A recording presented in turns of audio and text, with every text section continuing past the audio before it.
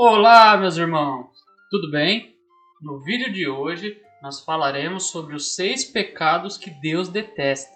Nós veremos separadamente esses 6 pecados e traremos um exemplo em cada um deles. E com certeza, o último pecado dessa lista vai surpreender muitos de vocês. Então, fiquem até o final para vocês poderem conferir.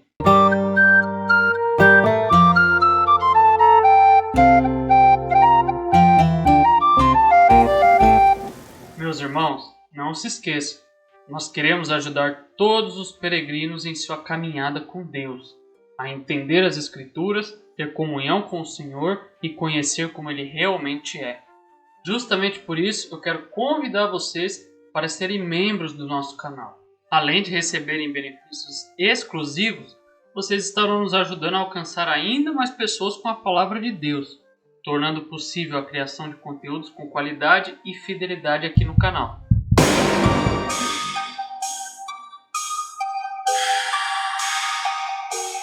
E o primeiro pecado que Deus odeia é a pessoa que tem olhos altivos. Esse pecado vem de alguém que tem um coração orgulhoso e confia apenas em si mesmo, na sua força e na sua própria sabedoria, não reconhecendo o Senhor como Deus e soberano sobre todas as coisas. E o primeiro exemplo que eu quero ler junto com vocês está em Daniel, capítulo 4, do versículo 29 ao 32. 12 meses depois, quando o rei estava andando no terraço do Palácio Real da Babilônia, disse: "Acaso não é esta a grande Babilônia que eu construí como capital do meu reino, com o meu enorme poder e para a glória da minha majestade?" As palavras ainda estavam nos seus lábios quando veio do céu uma voz que disse: "É isto que está decretado quanto a você, rei Nabucodonosor. Sua autoridade real lhe será tirada. Você será expulso do meio dos homens, viverá com os animais selvagens e comerá capim como os bois." E o nosso segundo exemplo está em Atos dos Apóstolos, capítulo 12, do versículo 21 ao 23. Vamos ler juntos.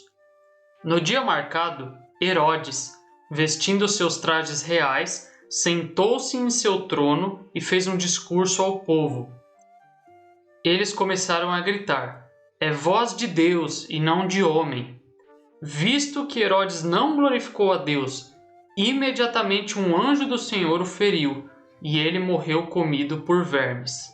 E aqui, meus irmãos, nós temos um ótimo exemplo de que olhos altivos não é somente aquele que vai agir com soberba, né? Que vai, como Nabucodonosor, falar dele mesmo, mas também aqueles que são omissos, como Herodes, que ele deveria ter parado a reunião e falado que é Deus, é ele que merece honra e glória. E por ele não ter feito isso, mas aceitado que o povo chamou ele de Deus, ele recebeu a sentença.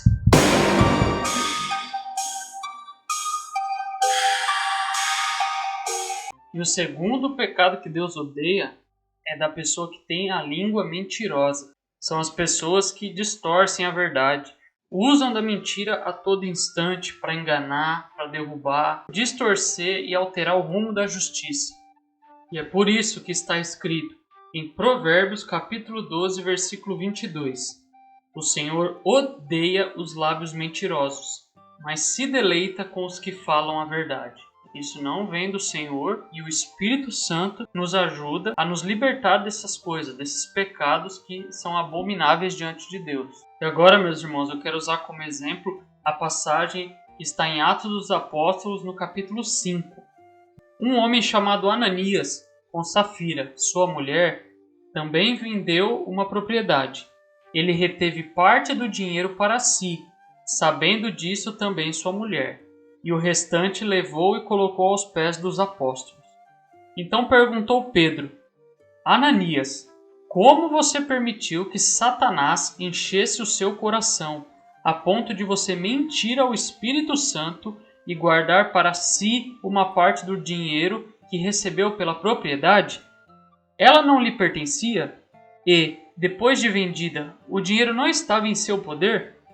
O que o levou a pensar em fazer tal coisa?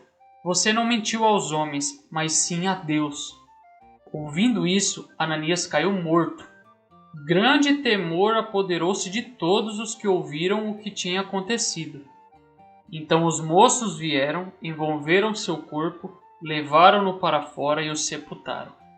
Eles imaginaram que podiam enganar o Espírito Santo. Nessa ocasião, meus irmãos, a sentença deles veio também de forma imediata. Vale a pena lembrarmos que lá em João, capítulo 8, versículo 44, a palavra nos diz que Satanás é o pai da mentira. Justamente por isso, se você tem caído nesse pecado, arrependa-se hoje mesmo. Peça perdão ao Senhor, confesse seus pecados para o irmão, para que você seja curado e receba a restauração do Espírito Santo.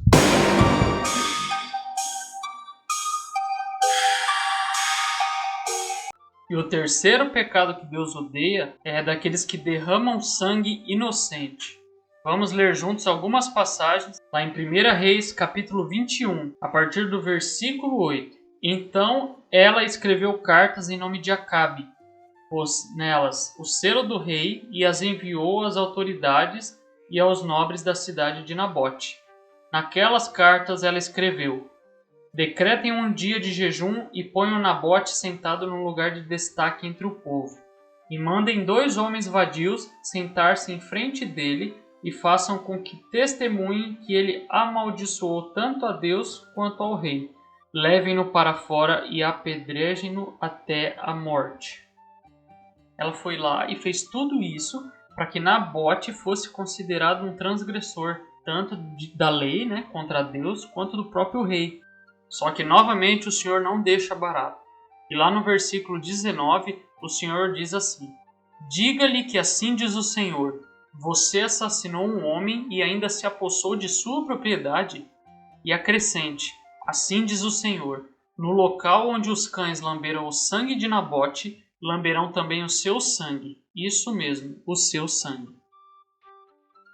Também temos, meus irmãos, outro exemplo, lá em 2 Samuel capítulo 11, onde o rei Davi, ele acabou olhando Batseba, se deitou com ela. E para encobertar o seu próprio pecado, ele foi lá e mandou colocar Urias na frente da batalha, sabendo que ele ia morrer. A resposta vem em 2 Samuel capítulo 12, no versículo 9 em diante.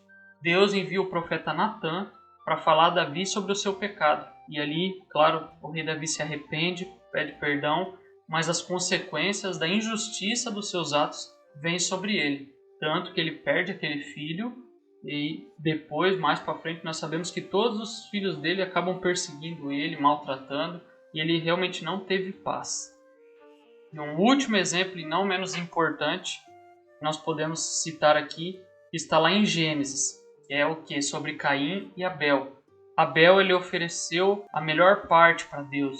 Ele não ofereceu aquilo que sobrou, mas ele deu a melhor parte. Enquanto Caim tomou tudo para si e deu apenas aquilo que sobrava para Deus. A oferta de Caim não foi aceita por Deus e a de Abel sim. Tomado por orgulho, inveja e ódio contra o seu próprio irmão, Caim foi lá e matou o justo Abel. Meus irmãos, se vocês estão gostando do conteúdo até aqui, eu quero pedir um favor para vocês. Deixem o seu like, se inscrevam no canal e ative o sininho, pois nós queremos ajudar todos vocês em sua caminhada com Deus, entender as Escrituras, ter comunhão com o Senhor e conhecer como Ele realmente é.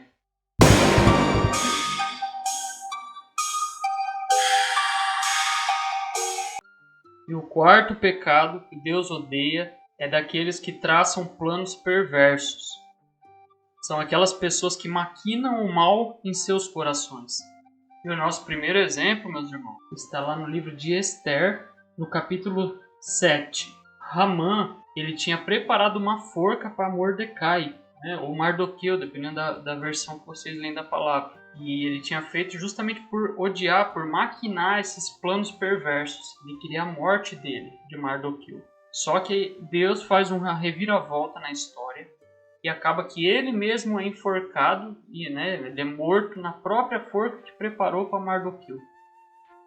E o nosso próximo exemplo está em Gênesis capítulo 37, onde os próprios irmãos de José lançam ele no poço e depois o vendem como escravo.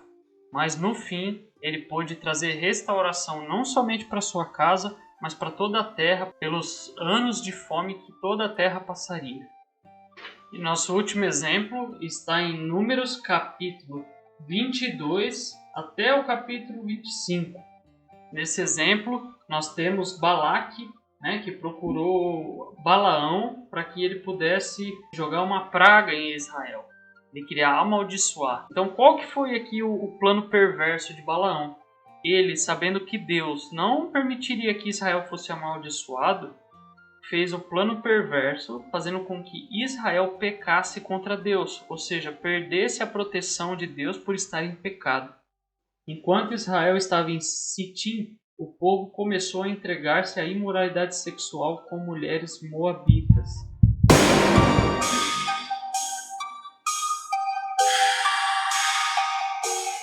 E o quinto pecado que Deus odeia é de fazer o mal. Eu quero dar alguns exemplos aqui, brevemente, para vocês.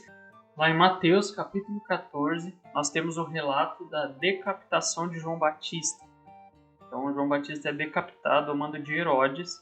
Nós temos nesse relato maldade, contra um homem de Deus, um homem santo. Também temos a passagem de Daniel, capítulo 6, onde Daniel se destacava entre o povo, e os magos da época queriam enredar ele em alguma coisa para prejudicar ele, enredando Daniel ali e fazendo com que ele fosse atirado na cova dos leões. Mas nós sabemos que no fim o Senhor manda um anjo para fechar a boca do leão e não acontece nada com Daniel. E por fim, aqueles próprios que acusaram Daniel, que queriam a morte dele, morreram com a mesma sentença. E eu quero deixar aqui algo valioso para vocês. Que Saul ele perseguia diversas vezes Davi para matar ele por conta da fama de Davi e por saber que Deus havia rejeitado Saul e aceitado Davi como rei. Só que nós sabemos que tem o relato da caverna, o relato do acampamento, e Davi teve N chances de matar Saul sem resistência nenhuma. Mas o que Davi dizia, e a chave para nós entendermos é o que? Ai de mim, de ferir ou matar o ungido do Senhor. Ou seja, aqui o Senhor está nos ensinando que temer o Senhor é odiar o mal. Davi, ele era o homem segundo o coração de Deus justamente por isso. Quando precisava se arrepender, ele se arrependia. Tanto que na própria Escritura, mais para frente, nós vamos ler isso. Não deem o mal com o mal, mas deem o bem contra o mal. E vençam o maligno.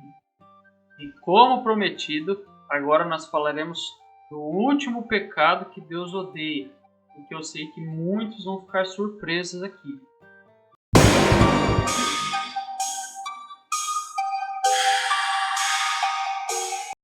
E o sexto e último pecado que Deus odeia é da testemunha falsa que espalha mentiras. E aqui, meus irmãos, tem muita coisa para nós entendermos. Primeiro, quem é a testemunha falsa?